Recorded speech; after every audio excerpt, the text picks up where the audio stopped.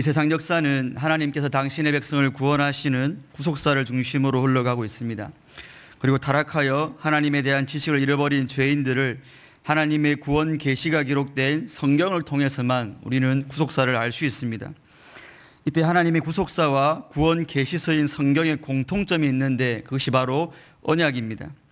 즉 하나님께서는 먼저 언약을 하시고 그 언약을 성취하시는 방법으로 하나님의 구속사를 진행하셨으며 그 선 언약과 후 성취의 내용이 기록된 책이 바로 성경 말씀이기 때문에 구속사와 또 성경의 공통분모는 바로 언약이라고 할 수 있습니다. 그러므로 성경에 기록된 아담 언약, 아브라함 언약, 노아 언약, 또 모세 언약, 또 다윗 언약, 새 언약 등은 모두 하나님의 구속사와 직접적으로 관련이 있는 언약들입니다. 그런데 이 성경의 여러 언약들 가운데 하나님의 구속사와 직접적인 연관성이 없는 것처럼 보이는 언약이 하나 있는데 그것이 바로 오늘 함께 살펴볼 노아 언약입니다. 노아 언약은 표면적으로 자신의 백성을 위한 하나님의 구원을 약속하고 있지 않기 때문입니다. 그래서 혹자들은 이 노아 언약을 비구속적 언약이라고 부르기도 합니다. 하지만 서두에서 하나님의 모든 언약은 하나님의 구속사와 관련이 있음을 말씀드렸던 것처럼 노아 언약 역시 하나님의 구속사와 아무런 연관성이 없을 수는 없습니다.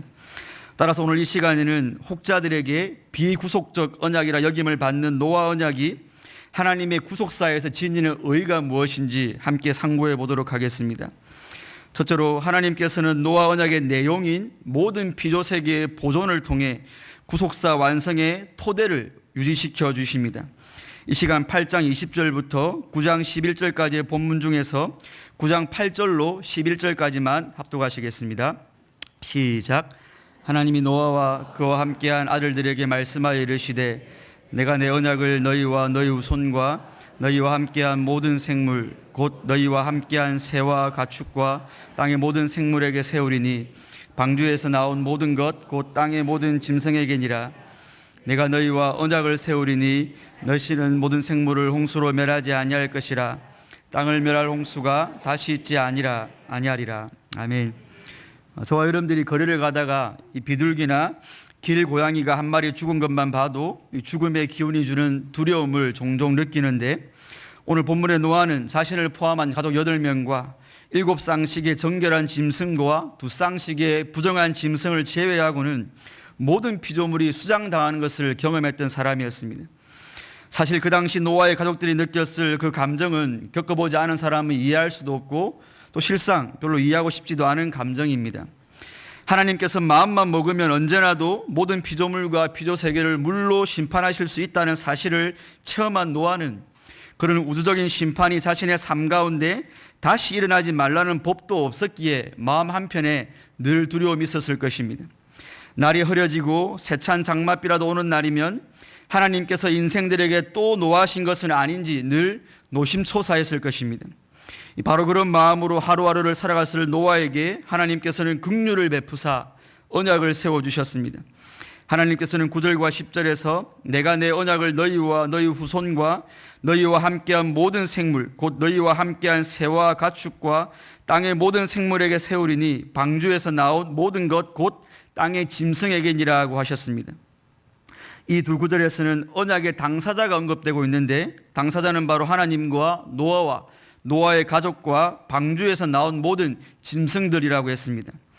즉 오늘 본문에서 하나님께서 맺으신 언약은 하나님과 개인 혹은 하나님과 한 민족이 아니라 홍수 살아남은 노아의 가족과 그의 미래의 후손들 그리고 짐승을 포함한 모든 피조물과 맺은 특별한 언약이었습니다. 그렇다면 그런 피조물과 맺으신 언약의 내용은 무엇입니까? 11절에 내가 너희와 언약을 세우리니 다시는 모든 생물을 홍수로 멸하지 아니할 것이라. 땅을 멸할 홍수가 다시 있지 아니하리라 라고 했습니다.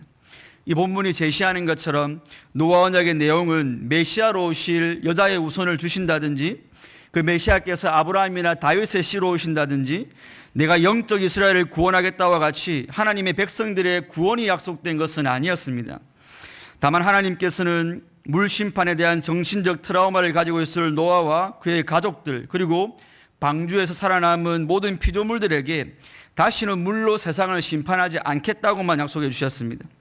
즉 노아 언약은 물심판 후 살아남은 모든 피조물의 존재가 대를 이어 존속되도록 하나님께서 세상의 모든 자연질서를 보존하고 유지시켜 주실 것에 대한 언약이었습니다. 그런데 10절과 11절에서 하나님께서 이 언약 제정을, 언약을 세우리니라는 표현을 쓰고 계시는데, 여기 언약을 세우다라는 표현은 이전에 만들어진 언약이 지속되고 확정되는 것을 의미합니다. 그렇다면 하나님께서 본문 이전 어디에서 이 언약을 세우고 계셨느냐 하는 질문이 대두될 수밖에 없습니다. 우리는 그 질문에 대한 답을 8장 20절과 22절에 찾을 수 있는데, 우리 함께 합독하시겠습니다. 시작. 노아가 여호와께 제단을 쌓고 모든 정결한 짐승과 모든 정결한 새 중에서 제물을 취하여 번제로 제단에 드렸더니 여호와께서 그 향기를 받으시고 그 중심에 이르시되 내가 다시는 사람으로 말미암아 땅을 저주하지 아니하리니 이는 사람의 마음이 계획하는 바가 어려서부터 악함이라. 내가 전에 행한 것 같이 모든 생물을 다시 멸하지 아니하리니 땅이 있을 동안에는 심음과 거둠과 추위와 더위와 여름과 겨울과 낮과 밤이 쉬지 아니하리라. 아멘. 함께 읽은 본문은 노아가 홍수를 겪고 제일 먼저 한 행동이 바로 여호와께 제단을 쌓고 제사를 드린 것임을 보여주고 있습니다. 노아의 제사를 받으신 하나님께서는 그 중심에 이르시되 내가 다시는 사람으로 말미암아 땅을 저주하지 아니하리니 이는 사람의 마음이 계획하는 바가 어려서부터 악함이라. 내가 전에 행한 것 같이 모든 생물을 다시 멸하지 아니하리니 라고 하셨습니다. 이 하나님께서는 타락한 아담 이후의 모든 죄인 군상들은 전적으로 타락하여 선을 행하기에 무능력한 존재이므로 이 역사 속에서만큼은 이전처럼 그들을 완전히 멸하시지 않기로 하나님이 그 마음 중심에 계획을 세우셨습니다. 물론 이는 하나님이 죄인들을 향한 공의의 심판을 완전히 거두셨다는 뜻이 아니라 그리스도의 재림 위에 있을 마지막 심판 때까지는 잠시 유보시켜 두신 것입니다. 적어도 그때까지는 그 어떤 일이 있어도 이 세상의 모든 피조물들이 일시에 멸망하는 그런 일은 없다는 것입니다. 그리고 그때까지 심판을 참으시며 기다리시는 하나님께서는 다시는 모든 생물을 멸하지 않을 것이라고 하심으로 노아 언약의 내용과 동일한 약속을 말씀하시면서 땅이 있는 동안에는 심음과 거둠과 추위와 더위와 여름과 겨울과 낮과 밤이 쉬지 않을 것이다 라고 보장해 주셨습니다. 이로써 8장 21절과 22절에 있는 하나님의 약속은 9장 8절로 11절에 있는 노아 언약의 내용과 동일하다는 것이 확인되었습니다. 특별히 21절에서 여호와께서 그 향기를 받으시고 그 중심에 이르시다라는 표현은 8장 21절과 22절의 약속이 노아의 귀에 들리거나 그 어떤 방식으로든 노아에게 전달된 것은 아니라는 것을 알 수 있습니다. 그렇게 하나님의 마음의 중심에만 존재했던 그 언약이 세워진 것이 바로 9장 8절로 11절의 노아 언약인 것입니다. 그리고 오늘 8장 20절과 22절과 9장 8절로 11절 사이에 끼어있는 본문 9장 1절로 7절까지의 본문은 그 노아 언약에 속하는 세부 규정들이라고 볼 수 있습니다. 이 세부 규정들이란 노아 언약의 당사자인 인간에게 주어진 책무입니다. 즉 하나님께서 마지막 심판이 있을 때까지 세상을 보존할 터인데 그때까지 인생들이 해야 될 일입니다. 9장 1절에 생육하고 번성하여 땅에 충만하라는 책무는 결혼과 출산을 통해서 번성의 책무를, 2장 2절과 3절에 모든 피조물들을 인간에 붙이셨다는 책무는 토양을 개간하고 피조물을 돌보고 다스리는 노동의 책무를, 그리고 마지막으로 6절에서 다른 사람의 피를 흘리면 그 사람의 피도 흘릴 것이니라고 하심으로 공의를 시행하고 인간의 생물을 보존해야 할 책무가 인생들에게 주어졌습니다.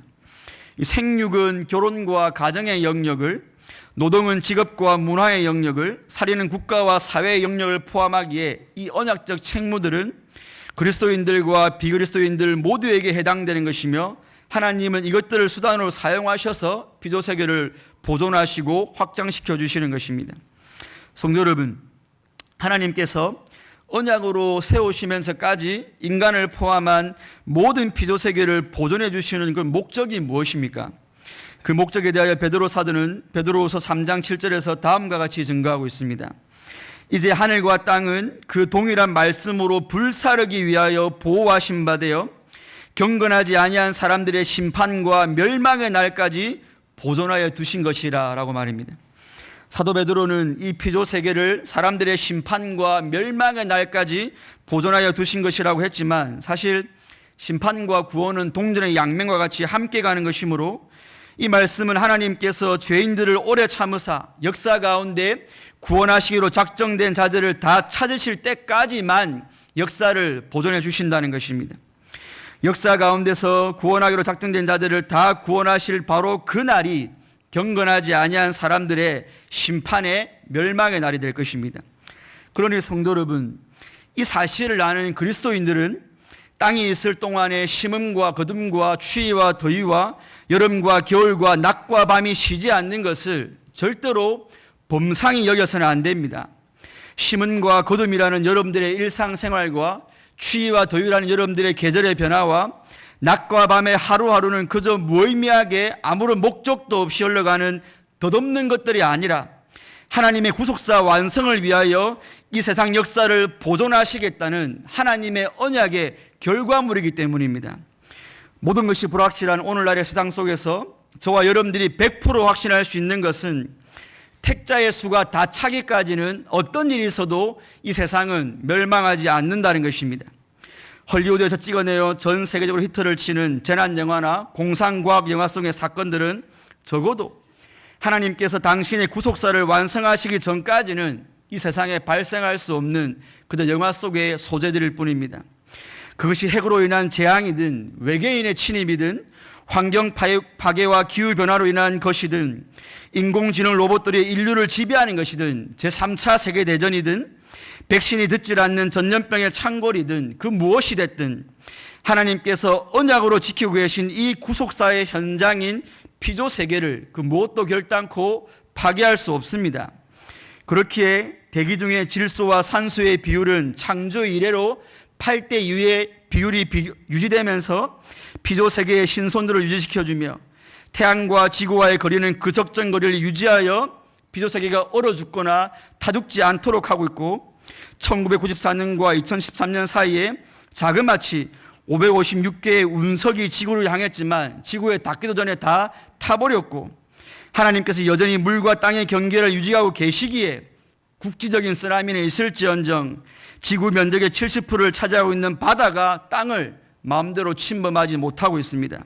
그러니 불신자는 차치해 두고서라도 적어도 이 사실을 알고 있는 그리스도인들이라면 하나님께서 구속사의 완성을 위해 보존하시는 이 구속사의 현장에서 먹고 마시고 시집가고 장가가고 소 팔고 밭 사는 현세 일에만 매몰되어 있다면 그는 참으로 어리석은 사람일 것입니다. 물론 먹고 마시고 시집가고 장가가고 소 팔고 밭 사는 일들이 무의미하다는 것들은 아닙니다. 하나님은 그런 삶의 체계를 통해 이 세상을 보존하고 생육하고 번성케 하셨기 때문입니다.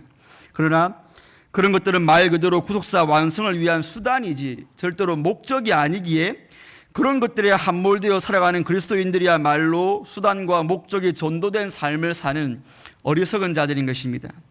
그러니 우리 경향의 성도님들은 직장과 사업터와 가정과 학교에서 심고 거두실 때마다 심고 거두는 곳에 목적을 두지 마시고 내가 왜 지금 심고 있고 내가 왜 거두어야 하는지 그 일이 또 하나님의 구속사의 완성에 어떻게 사용될 것인가를 먼저 생각해야 합니다. 이제 여름이 가고 가을이 와서 좋은 날씨에 놀러도 다니고 해야겠지만 지난 여름과 오늘 이 가을과 다가올 겨울이 영원하지 않을 것이고 알곡과 가라지를 분리시켜버릴 그 구원과 심판의 날을 향해 가고 있는 한 과정임을 생각할 때에 우리는 이 좋은 날씨 속에서도 안타까운 영혼들을 한번 생각해 볼 수 있어야 합니다. 학생들은 공부하랴, 청년들은 미래를 준비하고 직장인들은 돈을 벌고 주부들은 자녀를 키우고 어르신들은 병원 다니시느라 정신이 없는 그 일상의 낮과 밤도 구속사가 완성되는 그날이 오면 이제 멈추고 저와 여러분들은 영원한 쉼을 얻게 될 터이니 오늘의 눈물골짜기 인생도 구속사를 완성하신 여러분 하나님의 뜻에 피곤할지언정 다시 한 번 더 온전히 들여보시기를 바랍니다. 이런 은혜가 있으시기를 주님의 이름으로 축원드립니다.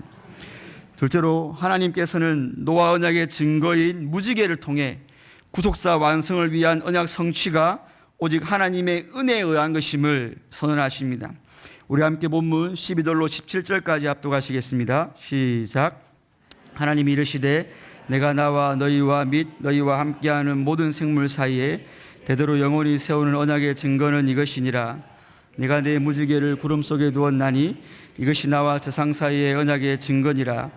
내가 구름으로 땅을 덮을 때에 무지개가 구름 속에 나타나면 내가 나와 너희와 및 육체를 가진 모든 생물 사이에 내 언약을 기억하리니 다시는 물이 모든 육체를 멸하는 홍수가 되지 아니할지라. 구름 사이에 있으리니 내가 보고 나 하나님과 모든 육체를 가진 땅의 모든 생물 사이에 영원한 언약을 기억하리라. 하나님이 또 너에게 이르시되 내가 나와 땅에 있는 모든 생물 사이에 세운 언약의 증거가 이것이라 하셨더라. 아멘. 오늘 본문 12절에 하나님께서는 내가 나와 너희와 및 너희와 함께하는 모든 생물 사이에 대대로 영원히 세우는 언약의 증거는 이것이니라 하고 말씀하셨습니다. 이 12절 한 절 속에서 언약의 당사자와 언약의 기간과 언약의 보정에 대하여 모두 언급되고 있습니다. 언약의 당사자란 앞에서도 살펴보았듯이 너희와 함께하는 모든 생물이라고 하여 하나님과 모든 피조물이 노아 언약의 당사자들입니다. 언약의 기간은 대대로 영원이라고 했습니다. 여기서 영원이라는 단어 때문에 오해를 하실 수도 있는데, 영원이라고 번역된 히브리어 단어는 이 시간을 초월한 태초전의 영생의 세계를 말하기도 하지만, 또 어떤 민족이나 국가 국민이 망할 때까지의 모든 시간을 나타낼 때에도 성경에 쓰인 단어입니다. 노아 언약의 내용이 마지막 심판 때까지만 피조물들을 보존하신다는 것이므로 이 노아 언약의 기간을 제시하는 영원히는 이 세상이 하나님의 심판으로 망할 그때까지의 한정된 미래를 말합니다. 끝으로 12절에 나타나는 것이 언약의 증거인데, 여기 증거라는 단어는 누구나 알 수 있도록 객관적으로 뚜렷이 드러나는 물증을 뜻합니다. 그리고 하나님께서는 그 언약의 뚜렷한 물증에 대하여 13절에서 내가 내 무지개를 구름 속에 두었나니 이것이 나와 세상 사이의 언약의 증거다라고 하셨습니다. 여기 무지개로 번역된 히브리어는 고대 시대의 무기인 활을 의미하는 단어입니다. 사실 히브리어에서는 무지개를 나타내는 단어가 없기 때문에 활이라는 단어로 무지개도 같이 표현했습니다. 특별히 하나님께서는 13절에서 구름에 걸린 무지개를 두고 내 무지개, 즉 내 활이라고 표현하고 계심을 주목할 필요가 있습니다. 왜냐하면 고대의 그림에서 승리한 왕들과 신들은 전쟁에서 그들의 활을 가로로 눕혀 몸에 걸치고 전쟁에서 돌아오는 것으로 승리를 또 평화를 상징했기 때문입니다. 반면에 전쟁에 나갈 때 왕 또는 신은 활을 언제든지 쓸 수 있도록 손에 수직으로 든 모양으로 그려지고 있습니다. 그러므로 하나님께서 무지개 곧 내 활을 구름 속에 두신 것은 전쟁에 나가기 위해 세로로 드신 것이 아니라 전쟁이 끝난 후에 활을 가로로 걸치신 것처럼 전쟁이 끝난 후에 평화를 상징하는 것입니다. 따라서 이 수평으로 걸린 하나님의 활이 평화를 의미하는 것처럼 하나님께서는 14절로 16절을 보시면 내가 구름으로 땅을 덮을 때에 무지개가 구름 속에 나타나면 내가 나와 너희와 및 육체를 가진 모든 생물 사이에 내 언약을 기억하리니 다시는 물이 모든 육체를 멸하는 홍수가 되지 아니할지라. 무지개가 구름 사이에 있으리니 내가 보고 나 하나님과 모든 육체를 가진 땅의 모든 생물 사이의 영원한 언약을 기억하리라고 하심으로 하나님과 모든 피조물 사이의 평화를 선언해 주신 것입니다. 또한 17절의 본문은 12절의 본문의 표현을 그대로 반복하면서 샌드위치처럼 그 내용을 싸고 있어서 무지개를 통해 보증하시는 하나님의 언약이 반드시 성취될 것임을 강조하는 문학적 구조입니다. 그런데 언약의 증거를 제시하는 12절로 17절을 보게 되면 우리 하나님께서 언약의 당사자인 하나님과 모든 피조물들을 거듭거듭 반복하시는 것을 볼 수 있습니다. 12절을 보시면 내가 나와 너희와 및 너희와 함께하는 모든 생물이라고 하셨고, 13절에서 나와 세상 사이라고 하셨고, 15절에서 내가 나와 너희와 및 육체를 가진 모든 생물 사이라고 하셨습니다. 16절에서도 나 하나님과 모든 육체를 가진 땅의 모든 생물 사이라고 하셨고, 끝으로 17절에서도 내가 나와 땅에 있는 모든 생물 사이라고 하신 것처럼 하나님이 이상하리만큼 언약의 두 당사자인 하나님과 인생들, 모든 피조물들을 강조해서 언급하고 계십니다. 그런데 더 이상한 것은 이렇게 언약의 두 당사자를 반복해서 강조하신 하나님께서 정작 그 언약의 이행을 말씀하시는 부분에서는 마치 하나님 홀로 책임이 있는 것처럼 말씀하고 있다는 것입니다. 사실 하나님께서는 하나님의 속성상 거짓말을 하실 수 없는 분이기 때문에 굳이 언약의 증거를 제시할 필요가 없습니다, 여러분. 그럼에도 불구하고 하나님께서는 언약의 증거로 무지개를 제시하십니다. 뿐만 아니라 14절과 15절에서 무지개가 구름 속에 나타나면 내 언약을 기억하겠다라고 말씀하십니다. 뿐만 아니라 16절에서도 무지개가 구름 사이에 있으리니 내가 보고 언약을 기억하겠다라고 말씀하십니다. 우리 하나님께서는 무지개를 보지 않고도 그 언약을 기억할 수 있는 전지하신 분이신데 굳이 무지개를 보시고 언약을 기억하겠다라는 것입니다. 마치 하나님께만 언약 이행의 의무가 있는 것처럼, 마치 하나님께서 언약의 증거가 필요해서 그 언약의 증거를 통해서만 언약을 지킬 수 있는 것처럼, 지금 하나님께서는 당신께서 그 언약의 증거의 무지개를 보고 또 봐야만 언약에 신실하게 이행하실 것을 모든 피조물들에게 거듭 강조해서 말씀하고 있는 것입니다. 이상에서 살펴본 것처럼 이 노아 언약의 존속과 이행은 언약의 또 다른 당사자인 인간 편에서의 언약 이행과는 전혀 상관없이 오직 하나님께만 묶여 있다는 것을 확인할 수 있습니다. 사실 타락한 인간에게 하나님께서 어떤 약속을 해주신다는 것 자체가 하나님의 자비이자 호의지 않습니까, 여러분? 왜냐하면 타락한 인생들은 거룩하신 하나님의 심판 외에는 달리 받을 것이 아무것도 없는데 그들이 하나님께 무엇을 요구한다는 것 자체가 언감생심이기 때문입니다. 그러므로 인간의 타락 이후에 주어진 모든 언약은 사실 하나님이 그 언약을 먼저 베풀어 주시는 것만으로도 은혜 언약에 속하는 것입니다. 그런데 하나님의 은혜는 타락한 인생들과 언약을 맺어주시는 것뿐만이 아니라 언약 이행에 무능한 인생들을 위해서 홀로 그 언약을 이행하실 것 또한 약속해 주신 것입니다. 그러므로 언약이 체결되고 그 언약이 존속되고 그 언약이 이행되어 그 언약이 성취되기 위하여서는 인간이나 피조물이 충족시켜야 하는 조건은 아무것도 없고요. 하나님께서 오직 은혜로 홀로 이루실 것이기에 그 언약은 파기되거나 실패할 수가 없는 것입니다. 언약 성취의 이러한 원리는 저와 여러분들이 현재도 누리고 있는 은혜 언약에서도 동일하게 나타나고 있습니다. 하나님께서는 선악과를 먹음으로 첫 번째 언약인 행위 언약을 위반하고 타락하여 죄와 비참한 상태에서 멸망받아 마땅한 죄인을 구원하시기 위해 두 번째 언약인 은혜 언약을 맺어주셨습니다. 하나님께서는 이 은혜 언약을 성취하심으로 죄인들에게 영생과 구원을 값없이 주시기 위해 그것을 작정하셨습니다. 그러나 그 영생과 구원이 베풀어지기 위해서는 죄인들의 죄 문제가 해결되어야 했고 죄인들이 모든 율법에 순종하여 하나님의 의를 획득해야 했습니다.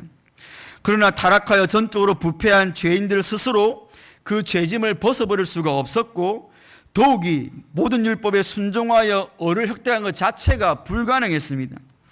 그래서 은혜 언약에는 첫 번째 행위 언약에는 없었던 그 언약을 완전하게 이행해 줄 언약의 중보자가 필요했습니다. 죄인들을 대신하여 죄짐을 해결해 주시고 율법을 다 지켜 의를 획득하시고는 그 율법의 의를 값없이 증가시켜 줄 그 중보자 말입니다. 그래서 은혜 언약의 중보자는 인생들의 모든 죄 문제를 다 짊어지시고 하나님의 영원한 형벌을 받으셔야 했기에 그분은 하나님의 영원한 형벌을 감당할 수 있는 하나님이셔야만 했습니다. 또한 죄를 짓고 형벌을 받아야 할 존재가 사람이었기에 언약의 중보자 역시 사람으로만 오셔야 했고 모든 율법에 순종해야 했기에 죄 없는 사람으로 오셔야 했습니다. 따라서 하나님이시면서도 죄 없는 인간으로 오시는 언약의 중보자를 완전히 만족시키시는 분은 완전한 하나님이시면서 완전한 인간이신 예수 그리스도 외에는 없습니다. 이 언약의 중보자 예수 그리스도께서 십자가에 달려 죽으심으로 여러분의 모든 죄를 도말하셨고 그분께서 비록 죄인 마리아의 태를 빌어 이 땅에 오셨으나 성신의 능력으로 죄 없이 잉태되셨고 십자가에 달려 죽으실 때까지 모든 율법을 다 지키고 죽으시고 사흘 만에 부활하심으로 얻으신 그 의를 여러분들에게 증가시켜 주심으로 여러분들이 값없이 의롭다 된 거지 않습니까? 그러니 이 은혜 언약의 성취에 있어서 저와 여러분들이 한 것이라고는 아무것도 없고 오직 성부 하나님께서 계획하시고 성자 예수님께서 죽기까지 순종하시고 부활하심으로 성취하신 것입니다. 비록 이 은혜 언약의 유익들을 누리기 위해 여러분들에게 믿음이라는 주 예수를 믿으라라는 행위가 조건으로 요구되는 것처럼 보이나 실상 그 믿음이라는 것 역시 성령 하나님을 통해 값없이 선물로 주어지는 것이므로 믿음의 순종도 실상 저와 여러분들에게서 나온 것이 아닌 것입니다. 이처럼 하나님이 베푸시는 은혜 언약은 그 시작과 과정과 마침까지 모두 하나님의 은혜로 존속되고 성취되고 있습니다. 따라서 이 언약 성취의 은혜됨을 아는 자들은 모든 것이 하나님께서 하셨고 모든 것이 하나님의 은혜입니다라는 고백을 하지 않을 수가 없습니다. 무엇보다 하나님께서는 이 언약의 보증으로, 내가 하겠다라는 보증으로 무지개 정도가 아니라 당신의 독생자 예수 그리스도를 내어주시고 성신을 여러분의 심령에 내주게 하심으로, 즉 하나님 자신을 걸고 이 언약 성취의 확실성을 증거하고 계시지 않습니까? 그러므로 신자가 이 눈물골짜기 인생에서 당하는 여러 가지 문제들로 인하여 믿음이 약해지고 저와 여러분의 구원의 확신이 약해질 때 그가 피해야 할 것은 자신의 행위나 자기의 의로움이라는 어두운 골짜기가 아니라 하나님께서 우리에게 값없이 내어주신 언약의 보증이요 중보자가 되시는 예수 그리스도의 든든한 반석 위로 도망가야 합니다.